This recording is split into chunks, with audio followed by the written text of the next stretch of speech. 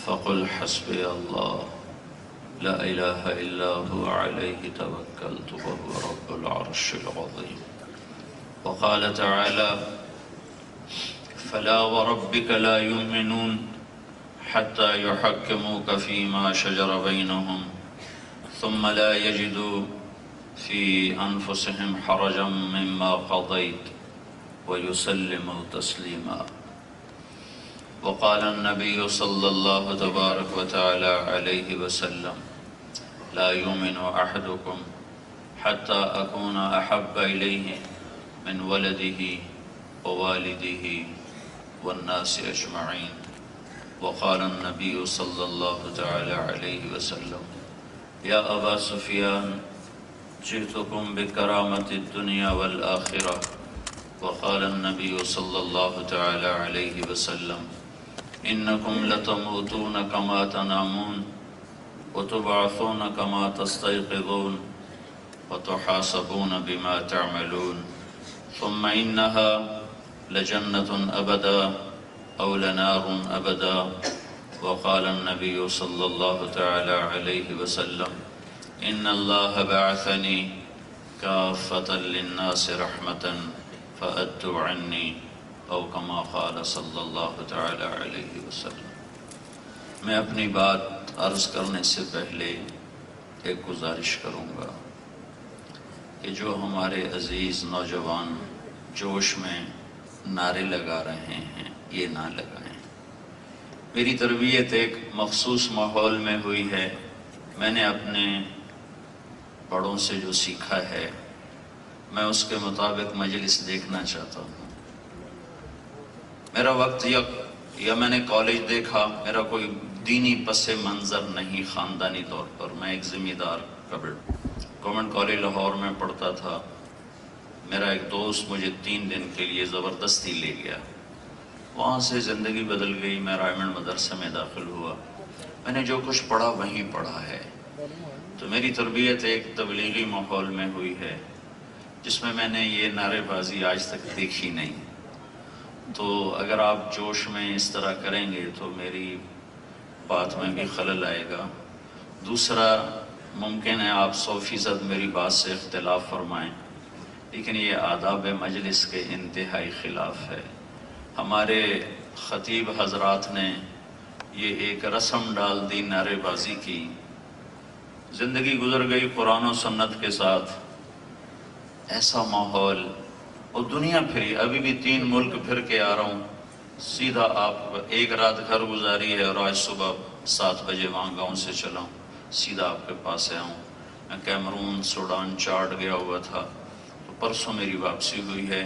مجھے یاد بھی نہیں تھا کہ کوئی پروگرام ہے، تو مجھے رانجھا صاحب نے یاد دلایا کہ تم نے تو یہاں 10:30 کا ٹائم دیا ہوا ہے۔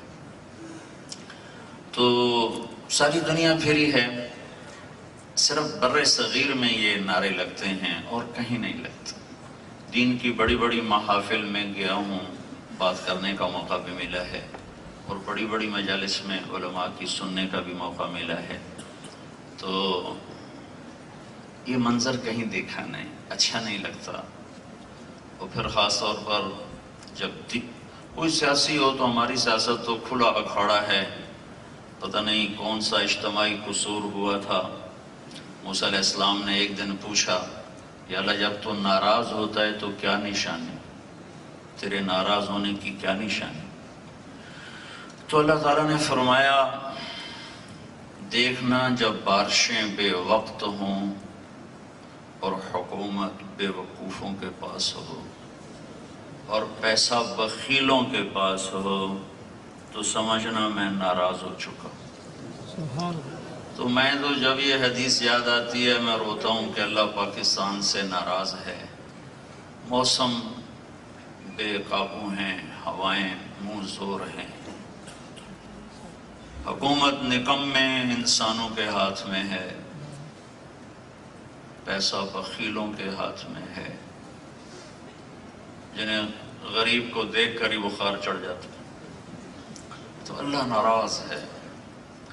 تو پھر موسیٰ چلیں مکمل کر دوں، تو موسیٰ علیہ السلام نے پوچھا یا اللہ جب تو راضی ہوتا ہے تو کیا نشانی ہے؟ تو اللہ تعالیٰ نے فرمایا موسیٰ جب بارشیں وقت پر ہوں، حکومت نیک اور سمجھدار لوگوں کے ہاتھ میں ہو اور پیسہ سخیوں کے ہاتھ میں ہو تو سمجھنا کہ میں راضی ہو چکا ہوں۔ تو پاکستان سے تو اللہ ناراض ہے، کوئی اجتماعی قصور ہوا ہے، جرم ہوا ہے، بنانے والوں نے تو بڑی قربانی دی تھی، آگے سنبھالنے والے شاید سنبھال نہ سکے۔ جو قوم اپنے محسن کو ہی قتل کر دے وہ خیر کیا دیکھی؟ لیاقت علی خان گولی مار دی۔